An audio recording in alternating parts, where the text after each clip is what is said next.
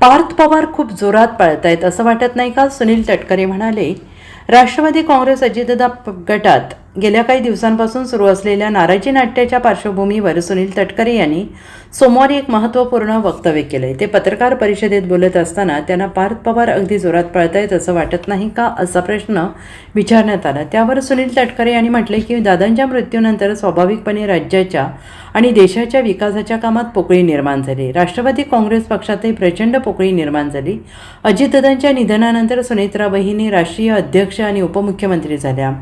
पार्थ राज्यसभेवर गेला. पार्थ आत्ताच राजकारणात आलेला आहे असं नाही.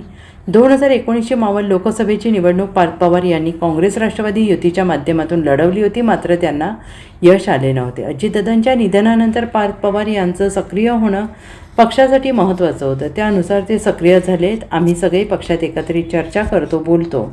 संघटनेत काम करताना काही बाबतीत वेगवेगळी मतं असू शकतात असंही सुनील तटकरे यांनी म्हटले. यापुढे आम्हाला कोकणात महायुती म्हणून वाटचाल करायची आहे. रायगड विधान परिषदेत भाजप, शिवसेना आणि राष्ट्रवादी काँग्रेसच्या मतांची बेरीज 800पेक्षा अधिक आहे.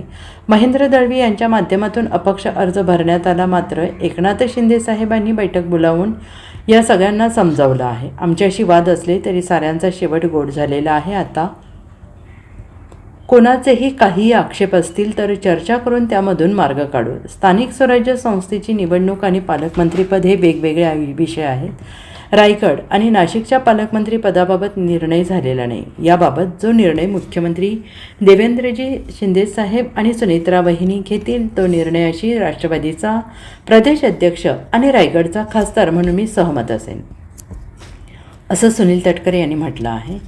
यावेळी सुनील तटकरे हे रायगडचं पालकमंत्रीपद भरत गोगावले यांच्यासाठी सोडायला तयार आहेत का अशी चर्चा सुरू झाली आहे. तर त्यांचा सक्रिय होणं पक्षासाठी महत्त्वाचं होतं, त्याप्रमाणे ते सक्रिय झाले. पण सक्रिय होताना ज्येष्ठ मंडळींना थोडं काही विश्वासात घेऊन काम करणं एक प्रथा असते परंपरा पक्षामध्ये दिसत नाही.